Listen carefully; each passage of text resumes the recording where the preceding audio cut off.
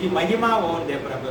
तुझ्या वचन सांगत आहे दोघा नाही तर तिघ जण माझ्या नावाने तिथे एकत्र आहे, तिथे मी उपस्थिती आहे. तुझ्या वचन सांगत आहे प्रभू, तू आमच्यामध्ये उपस्थिती आहे प्रभू.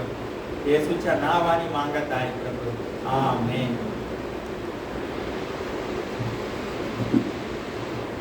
हालेलुया.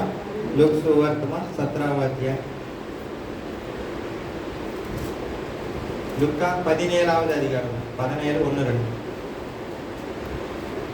17:1-2. లుకా సువర్తమాన్ 17వ అధ్యాయం.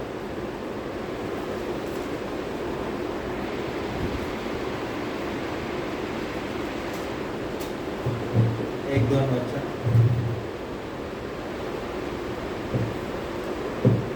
मग त्यांनी शिष्यांना म्हटलं, अडकलने येऊ नये हे अशक्य आहे, परंतु ज्याच्यामुळे ती येतात त्याची केवढी दुर्दशा होणार. त्यांनी हे लहानातील एखादा अडकलन करावे यापेक्षा त्याच्या गळ्यात मोठ्या जातीची तळी बांधून त्याला समुद्रात टाकावे हे त्याच्या हित आहे. हालेलुया.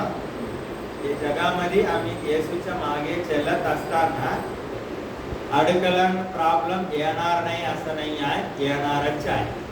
हालेलुया. परंतु ज्याच्यामुळे ती येतात त्याची केवढी दुर्दशा होणार आहे.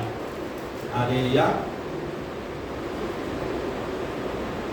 येशू ख्रिस्तावर विश्वास ठेवून येशूच्या मागे चालणाऱ्याला त्रास देणं म्हणजे खूप वाईट आहे. खूप मोठा समस्या आम्हाला येणार आहे. येशू ख्रिस्तावर विश्वास ठेवून येशूच्या मागे चालणाऱ्यासाठी अडकलन देत आहे, त्रास करत आहे, त्यांच्या जीवनामध्ये समस्या आणत असतात, ते लोकांना खूप प्रॉब्लेम होणार आहे, त्यांची खूप वाईट परिस्थिती येणार आहे. हालेलुया. त्याची एवढी दुर्दशा होणार आहे. हालेलुया. त्यांनी हे लहानातील एकाला, एकदम लहान, अनपढ, अक्कल नाही, साधा, पण येशू ख्रिस्तावर विश्वास ठेवणारा, ते लहानातील एकाला अडकलन करावे, त्रास देणं, अडकलन करायचे येशूच्या मागे जाण्यासाठी, त्याच्यापेक्षा त्याच्या गळ्यात मोठ्या जातीचे तळी बांधून त्याला समुद्रात टाकावे हे त्याच्या हित आहे. हालेलुया.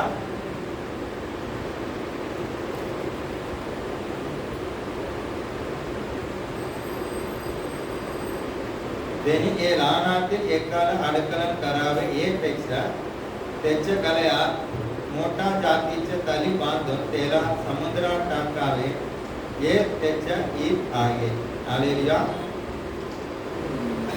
येशू ख्रिस्तावर विश्वास ठेवणाऱ्यांना त्रास देण्यापेक्षा मोठा दगड बांधून समुद्रात टाकलं तर बरं आहे. दगड ना टाकताच प्रॉब्लेम आहे, दगड बांधून टाकलं तर ते कधी वर येऊ शकणारच नाही आहे. आणि सिंपल गोष्टी काय आहे, येशू ख्रिस्त सांगत आहे की लहानातील एकाला तुम्ही काय करताय ते त्याला नाही, तुम्ही मला करत आहे असं सांगितलं होतं येशू ख्रिस्ताने. कारण काय आहे, येशू ख्रिस्तावर विश्वास ठेवणाऱ्याला आम्ही जे काय करतो ते येशू ख्रिस्तालाच करतो. हे तुम्हाला पटतं काय देवाचं वचन? येशू ख्रिस्तावर विश्वास ठेवणाऱ्याला आम्ही जे काय करतो ते येशू ख्रिस्तालाच आम्ही करतो. हे तर वचनानुसार बरोबर आहे. आता येशू ख्रिस्तालाच आम्ही अडकलन करू शकतो काय, त्रास देऊ शकतो काय? त्याला त्रास देऊ केलं तर आम्हालाच प्रॉब्लेम होणार आहे. आणि देवाचे वचन काय सांगत आहे, विश्वास ठेवणारा एकेकासाठी देवाने त्याची सुरक्षासाठी देवदूत पाठवलेला आहे. आता आम्ही एक विश्वास ठेवणाऱ्याच्या विरुद्ध बोलत आहे, त्याला प्रॉब्लेम आणत आहे, तो त्याच्या बरोबर असणारा देवदूत बघत असतो. तो कुठे जात आहे, ते पिताकडे जाऊन कंप्लेंट करणार. हालेलुया. आता विश्वास ठेवणाऱ्यांच्या विरुद्ध बोलणं त्याला वाईट करणं म्हणजे देवाच्या विरुद्ध बोलणं त्याचे वाईट करणं असं आहे. पण हे जगिक लोक मानणार नाही आहे. आता आम्ही मानत नाही तर आम्ही पण जगिक लोक असा अर्थ आहे. हालेलुया. पण आम्ही विश्वास ठेवणारा लोक आहे. आम्ही स्वतः दुसरा विश्वास ठेवणारा लोकांसाठी अडकलन कधी व्हायचं नाही आहे. समस्या त्यांच्या जीवनामध्ये आणायचं नाही आहे. किती जमत आहे त्यांना चांगला येशूमध्ये वाढण्यासाठी आणि पुढे जाण्यासाठी येशूमध्ये आनंद करण्यासाठी काय करू शकतो ते आम्ही करायला पाहिजे आहे.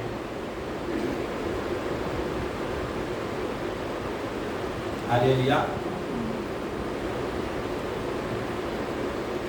आमच्या मुली देवापासून कोणी दूर नाही गेलं पाहिजे हे आम्ही खात्री केलं पाहिजे आहे. आमचं बोलणं करणं वागणूक हे सगळं दुसरा येशूमध्ये आलं पाहिजे. तो येशूमध्ये पुढे वाढत गेलं पाहिजे असं असलं पाहिजे आहे. हालेलुया. कारण छोटाला आम्ही काय अडकलन करतो ते छोटाला नाही आहे, देवालाच आम्ही करतो. देवाच्या विरुद्ध करून आम्ही जिंकू शकणार नाही आहे. आम्हालाच नुकसान होणार आहे. पण देवाचे वचन क्लिअर सांगत आहे हे छोटाला तुम्ही काय करताय ते मलाच करताय. आम्ही त्याला पाणी दिला, जेवण दिला, चांगलं केलं, त्याच्यासाठी प्रार्थना केल्या, सर्व केलं तर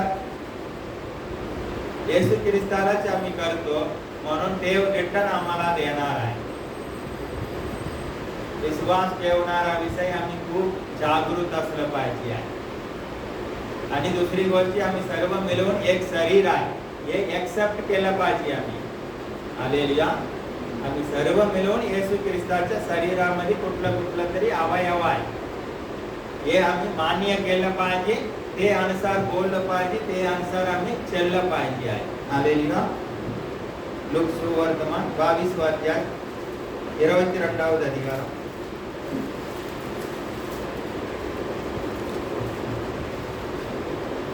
दुसरा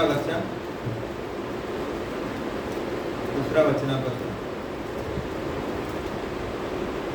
तेव्हा मुख्य याजक व शास्त्री हे त्याच्या घात कसं करावे हे विषय विचार करीत होतो, कारण त्यांना लोकांची भीती वाटत होती. हालेलुया. मुख्य याजक शास्त्री, हालेलुया, जे लोकांसाठी येशू ख्रिस्त आला होतो तेच लोक येशू ख्रिस्ताला कसं मारायचे हे प्लॅनिंग करत आहे. तेव्हा 12 प्रेषितांपैकी एक जो यहुदा, ज्याला इस्करियोत म्हणतात, त्याच्यात शैतान शिरलाय. आता येशू ख्रिस्ताचे शिष्य किती होता? 12 लोक होते. त्याच्यामध्ये एक कोण आहे? युदास इस्करियोत. हालेलुया. यहुदा. आणि त्याच्यामध्ये काय झालाय? शैतान आतमध्ये घुसलाय. शैतानासाठी त्याने दार उघडून ठेवला. शैतान त्याच्या आतमध्ये घुसलाय. इकडे डायरेक्ट क्लिअरच वचनच लिहिलाय. हालेलुया. और काय लिहिलाय? तेव्हा 12 प्रेषितांपैकी यहुदा कोण होतो? प्रेषित. यहुदा कोण होतो? प्रेषित होतो. आता प्रेषितला मंडळीमध्ये कुठलं स्थान आहे? सर्वांपेक्षा वरचं स्थान आहे. प्रेषित नंतर संदिष्ट देव बोलताय. आता येशू ख्रिस्त बराबर होतो, येशू ख्रिस्ताचे शिष्य होतो, प्रेषित होतो. पण त्याच्यामध्ये कोण घुसलाय? शैतान घुसलाय. आमच्यामध्ये घुसणारच नाही असं नाही आहे. दार उघडून ठेवतो. आमच्यामध्ये पण घुसू शकतो. ते घुसल्यानंतर आम्ही पण चुकीच्या करू शकतो, बोलू शकतो. पण पटकन शुद्धीवर येऊन पश्चाताप करून क्षमा मागितलं तर बरं आहे.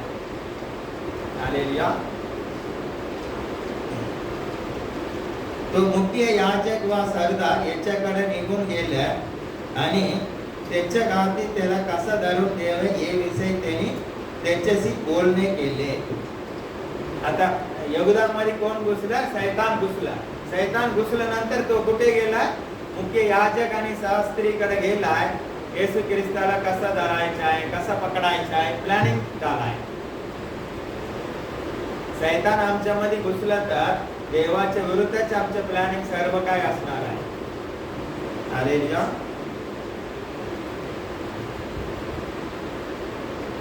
तेव्हा त्यानं आनंद झाला व त्यांनी त्याला पैसा देण्याचा करार केलाय.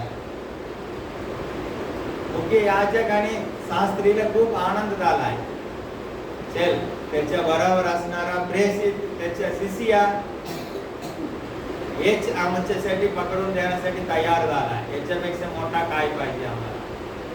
ते लोक काय झालाय, आनंदित झालाय. त्यांनी त्याला पैसा देण्याचे करार केलाय. तू आम्हाला दाखव, पकडून दे, आम्ही तुम्हाला एवढा पैसा देणार, हे करार झालाय. हालेलुया.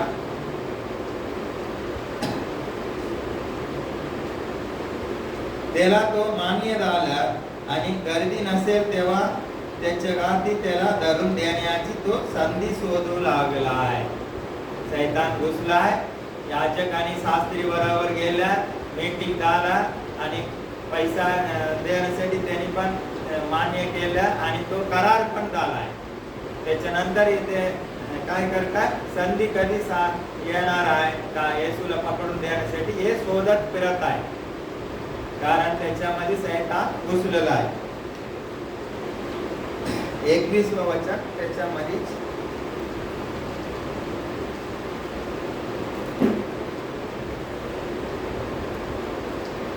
पण बघा, मला धरून देण्याचे घात माझ्या बराबर नेत्यावर आहे. मनुष्याचे पुत्र ठरवल्याप्रमाणे जातो करा. हालेलुया. येशू ख्रिस्त सांगत आहे, मला धरून देणाऱ्याच्या घात टेबलवरती माझ्या बराबरच आहे. आणि येशू ख्रिस्त देवाचे पुत्र जे या पृथ्वीमध्ये यायचं पहिला ठरलेलं होतं. येशू ख्रिस्त या पृथ्वीमध्ये काय करणार आहे तसंच जात आहे, त्याच्यामध्ये बदलाव नाही आहे. मनुष्याचे पुत्र ठरल्याप्रमाणे जातो करा, परंतु ज्याच्या गातून तो धरून दिला जातो ते माणसाची केवढी दुर्दशा होणार. येशू ख्रिस्त काय सांगत आहे, माझ्या जीवनामध्ये सगळं पिता परमेश्वराची इच्छानुसार ठरवलेल्या प्रमाणे होत आहे, पण मनुष्याच्या पुत्राला धरून देणाराच्या केवढी दुर्दशा होणार आहे. हालेलुया. आता 47 त्याच्यामध्ये 47 वचन, तो बोलत आहे इतक्यात बघा लोक समुदाय आला. ते यहुदा नावाच्या पारातला एक जण त्याच्या पुढे चलत होतो. तो येशूचे चुंबन घ्यावयास त्याच्या जवळ आला. येशू त्याला म्हणाले, यहुदा, चुंबन घेऊन मनुष्याच्या पुत्राला धरून देतोस काय? हालेलुया. मी चुंबन देणार आहे तेच येशू ख्रिस्त आहे, त्याला तुम्ही दारा. पहिलेच त्याच्या बोलणी झालं होतं. येशू ख्रिस्ताला तर सर्व माहिती आहे, म्हणून ते तो चुंबन घेऊन मला पकडून देण्यासाठी, दाखवण्यासाठी आला काय, डायरेक्ट विचारला येशू ख्रिस्त. हालेलुया. मत्ती सुवर्तमान 26 अध्याय, मत्ती 26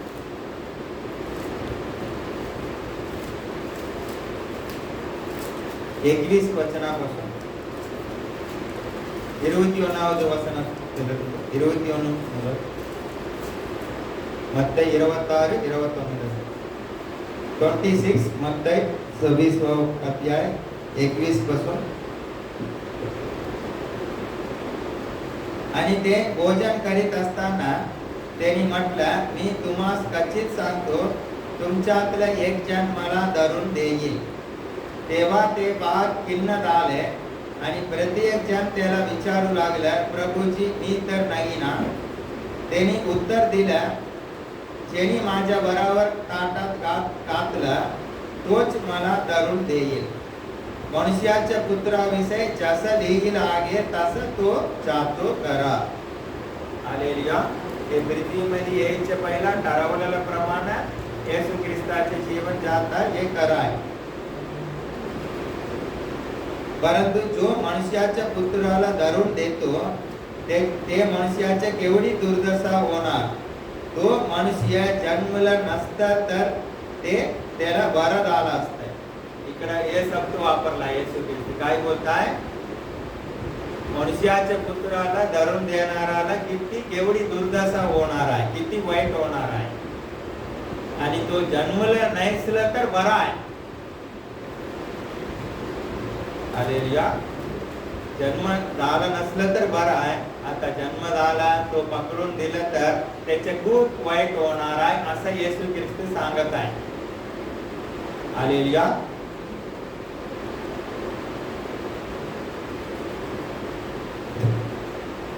सत्तावीस अध्याय मत्तईमध्ये, मत्तई 27 पहिल्यापासून मत्तई 27.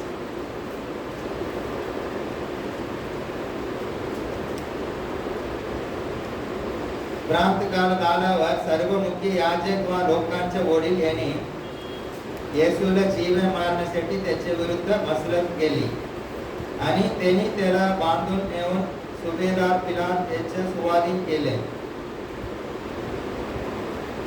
तेव्हा तो शिक्षक पात्र ठरवण्यात आले असं बघून त्याला धरून देणारा यहूदा पस्तावला आणि ते 30 रुपये मुख्य याजक व वडील याच्याकडे परत आणून म्हणाला. आता येशू ख्रिस्ताला शिक्षा घोषित केलेला आहे. येशू ख्रिस्ताला फाशी देणार आहे, क्रूसखांबावर मारणार आहे. हे फायनल झालं आहे. हे फायनल झाल्यानंतर यहूदाला पस्तावलाय. आता चांगलं मनुष्य होतं, त्याला मी पकडून दिलाय, मी चूक केलाय असं झालाय त्याच्या. म्हणून तो 30 चांदीचा पैसा होता, इकडे 30 रुपये असं लिहिलाय.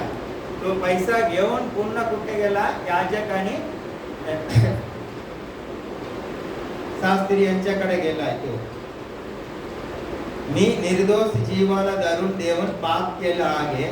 ते म्हणाले त्याच्या आम्हास काय, तुझ्या तूच बघून घे. पहिला किती गोड बोलत होतो, आता बोलताय तू पाप केलं, आता तुझ्या तू बघून घे, आमचा काही संबंध नाही आहे त्याच्या. मग त्यांनी ते रुपये मंदिरात फेकून दिले व जाऊन कल्पास घेतलाय. हालेलुया. ते पैसा काय केलाय? यहूदाने मंदिरामध्ये फेकून दिलाय आणि जाऊन काय केलाय? कल्पास घेतलाय. स्वतः कल्पास घेऊन तो मरण पावलाय. आता त्याला पकडून देण्यासाठी कसं तो राशी झाला होतो. 30 चांदीचा पैसा मिळणार आहे.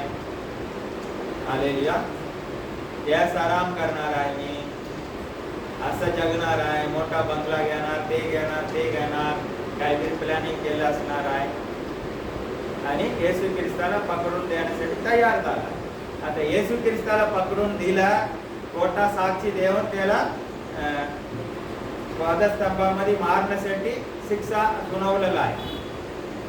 हे ऐकल्यानंतर त्याला पश्चाताप झालाय. म्हणून ते पैसा घेऊन त्यांच्याकडे गेलं तर तो काय बोलताय? तू पाप केलाय, तुझे तू बघ, आमचे काय संबंध नाही आहे. त्याने सगळं याच्या बरोबर होतो, हे सगळं गात वर केलाय. यांनी काय केलाय? काहीतरी आयडिया मिळणार, काहीतरी मदत करणार म्हणून गेलं तर ते गात वर केलाय. तू पाप केलाय, तू बघ. आता हे काय केलाय? ते पैसा मंदिरात फेकून दिलाय आणि कल्पास लावलाय आणि मेलाय. हालेलुया. आता शैतान आतमध्ये घुसलाय. तो गेला शास्त्री आणि याच्या बरोबर मुख्य याजक बरोबर मीटिंग केलं, पैसा घेण्यासाठी सगळा करार केलाय आणि चांगलं वेळ कधी येणार आहे पकडून द्यायचे हे प्लॅनिंग करत होतो, शोधत होतो. हालेलुया. आणि येशू ख्रिस्ताला चुंबन देऊन पकडून दिलाय आणि खोटा साक्षीद्वारा येशू ख्रिस्ताला मरणदंड देण्यासाठी तयार झालाय, शिक्षा सुनावलेला आहे. हे ऐकल्यानंतर याला पश्चाताप झालाय. नंतर शास्त्रीकडे गेलं तर ते हात वर केलाय, तुझं तू बघ. हालेलुया. आता बायबलानुसार बघितलं तर ते वेळी येशू ख्रिस्ताला वधस्तंभामध्ये मारलं नाही होतं, घोषित केलं होतं त्याला मारणार म्हणून. आता याजक हे शास्त्री हे सगळं ते कॅन्सल करू शकत होतो. त्यांनी काय झालाय, तुला पैसा दिला ना, तुझं काम झालाय, आमचं काम झालं पाहिजे आहे, तुझं तू बघ आता, आमचं काम झालं तर बस. त्यांचं काम काय, येशू ख्रिस्ताला मारलं पाहिजे. हे ऐकल्यानंतर हे टेन्शन झालाय आणि पैसा फेकून दिलाय आणि स्वतः कल्पास घेऊन मेलाय. आता पैसा काय करायचा आहे, काही फायदा नाही आहे. आणि स्वतःचे जीव पण गेलाय आणि नरकामध्ये गेला असणार आहे. किती केवढी दुर्दशा होणार आहे. तो मनुष्य जन्म नाही झाला तर बरं होतं, येशू ख्रिस्त सांगत होतो. म्हणजे त्याला खूप वाईट, खूप भयानक शिक्षा मिळणार आहे. हालेलुया. आता शैतान आतमध्ये गेला, यहूदा सर्व काय केलाय आणि अडकला कोण आहे, यहूदा अडकलाय आणि तो नरकामध्ये गेलाय, आपलं जीवनच कमावून बसलाय. पण यहूदा कोण होतो, प्रेषित होतो. शैतानाला चान्स दिल्यामुळे असं झालेलं आहे. शैतान इल्यानंतर ते वाईटच करणार आहे आणि येशू ख्रिस्ताच्या विरुद्ध गेल्या, त्याचे वाईट केल्यानंतर काय परिस्थिती झाला आहे त्याच्या. हालेलुया. शैतान येणार, आमच्या द्वारा वाईट करून जाणार आहे, त्याच्या फल आम्हाला भोगावं लागणार आहे. आणि देवाच्या विरुद्ध, येशू ख्रिस्ताच्या विरुद्ध आम्ही केलं तर खूप भयानक परिस्थिती होणार आहे. येशू ख्रिस्ताच्या विरुद्ध करणं, येशू ख्रिस्तावरच्या विश्वास ठेवणाऱ्याच्या विरुद्ध करणं सर्व एकच आहे. हालेलुया.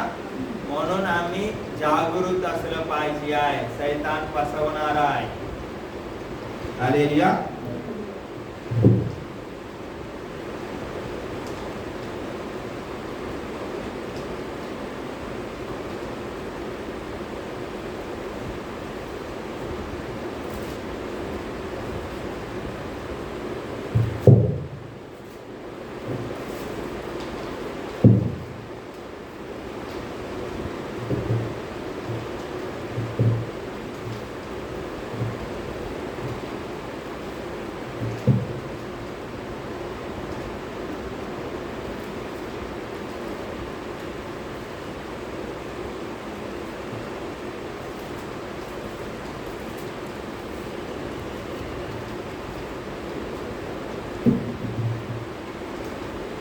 निर्गम 7वा अध्याय. जुना करार मध्ये निर्गम, यात्रागमम 7 ಮೊದಲ यात्रागमम 7. निर्गम 7वा अध्याय 3रा वचन.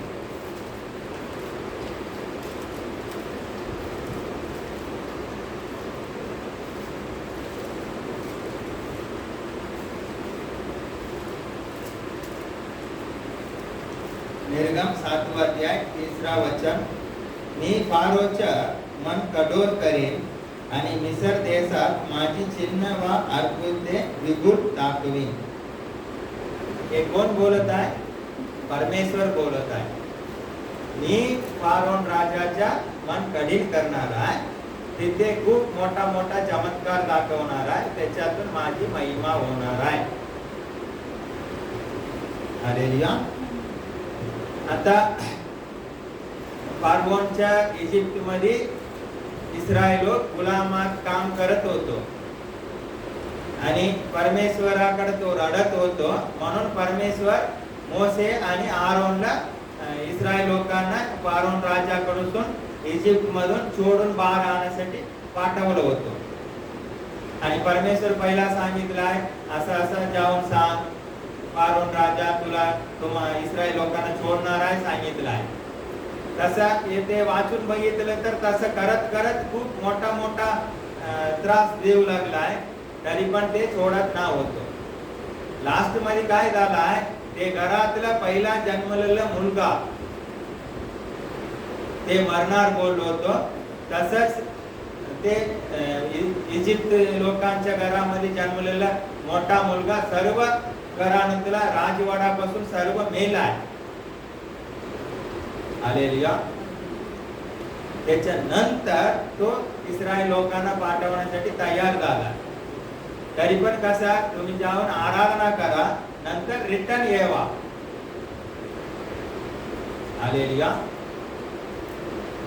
14वा अध्याय काढूया त्याच्या. निर्गम 14:22 पासून. யாத்திராகமம் 14:22 வசனத்திலிருந்து 14வது அதிகாரம் 22. 14वा अध्याय 22 पासून. इस्रायल लोक भर समुद्रात कोरड्या जमिनीवरून चालू लागलाय आणि उजवीकडील व डावीकडील पाणी त्याच्यासाठी भिंतीसारखे झाले.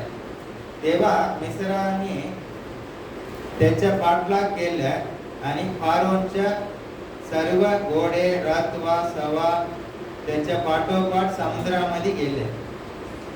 आणि रात्रीच्या शेवटच्या प्रकारे परमेश्वराने अग्नीच्या व मेघाच्या स्तंभातून मिसरी सेनाकडे बघून त्याची त्रेता उडविली. त्यांनी त्याच्या रथाची चाके काढून ते चलविणे कठीण केले. तेव्हा मिस्री लोक म्हणू लागले, आपण इस्रायलापासून पळून जाऊ, कारण परमेश्वर त्याच्या बाजूने मिस्राशी लढत आहे.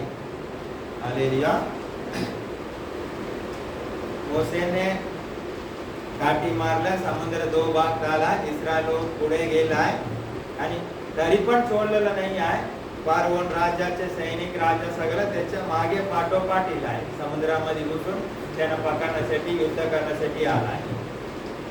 परमेश्वर त्यांना भीती घातलं होतं, त्यांचे चाक बीक रथाचे काढलं होतं.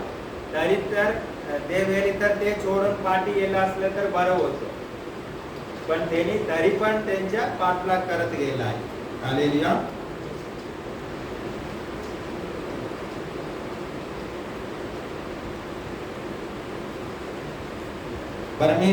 परमेश्वर मोसेला म्हणाले, आपलं गात समुद्रावर उगार, म्हणजे पाणी पूर्वीसारख्या जमून मिस्रावर त्याच्या रथावर व सवारावर येईल. मोसेने समुद्रावर आपलं गात उगारिले, तेव्हा दिवस उजाडल्यावर समुद्रात परतून त्याच्या लोट पूर्वीसारख्या वागू लागला. ते पुढे मिस्री लोक पळू लागले, पण परमेश्वराने त्यांना समुद्रामध्ये उलटून पिडिले.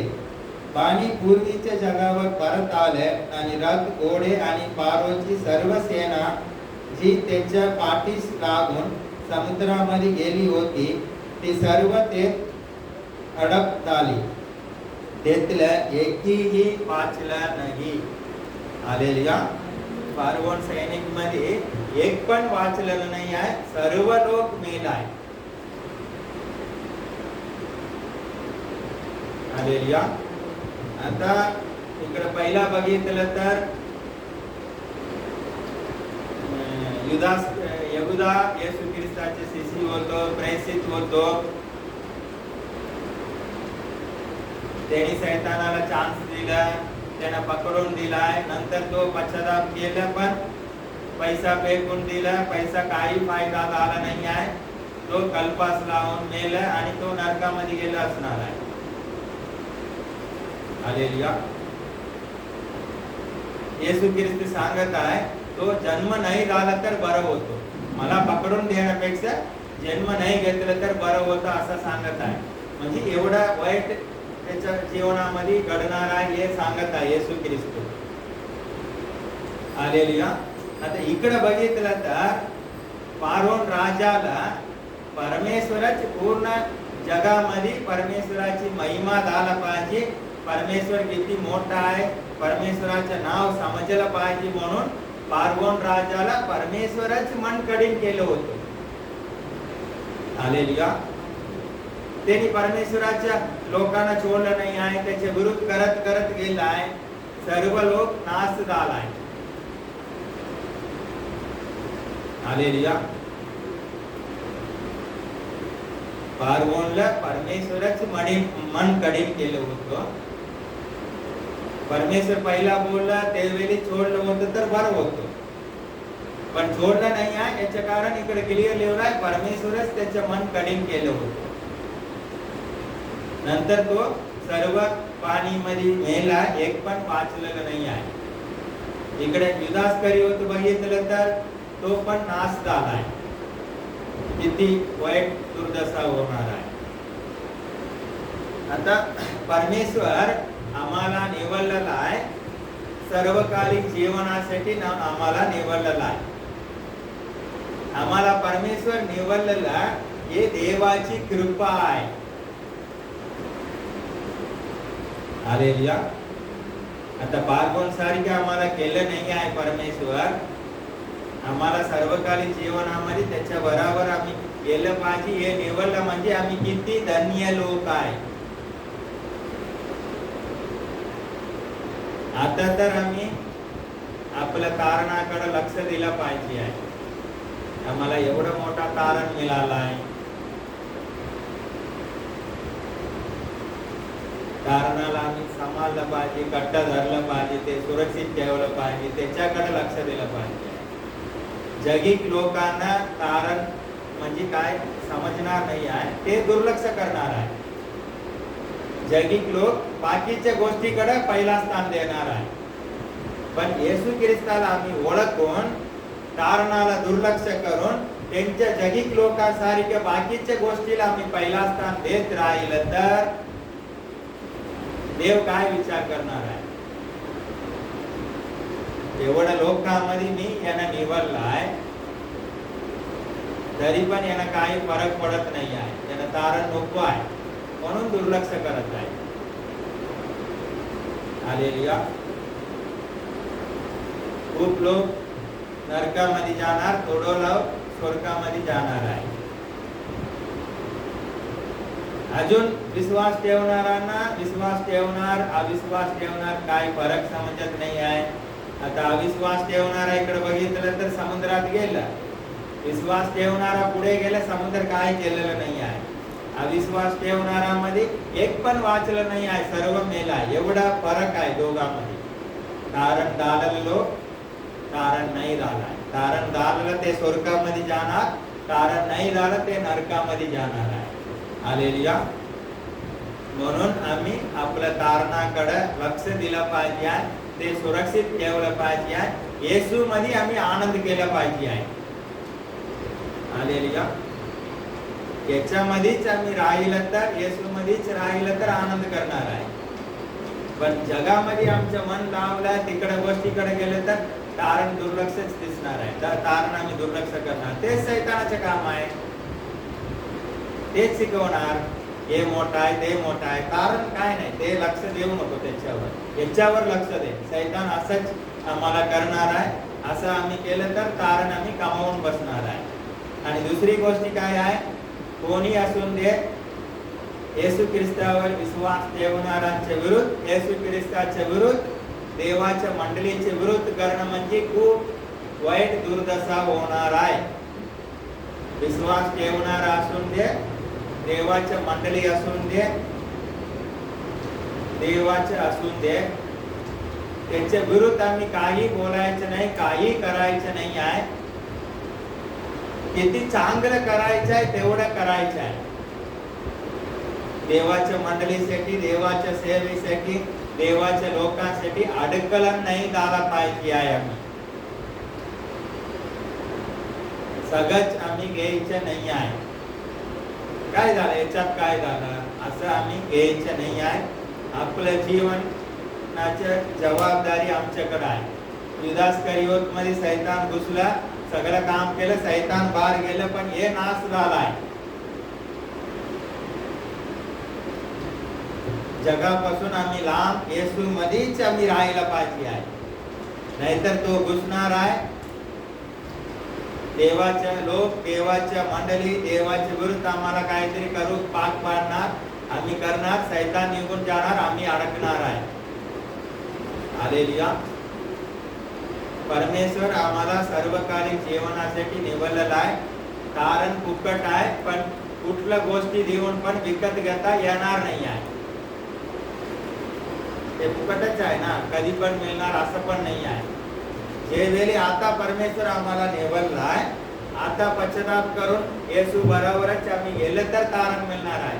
अजून येशू येण्यासाठी वेळ आहे. मी थोडा जगामध्ये एन्जॉय करतो, नंतर बघूया, पश्चाताप करूया, ते स्वतःला फसवणार आहे. तसं होणार नाही आहे.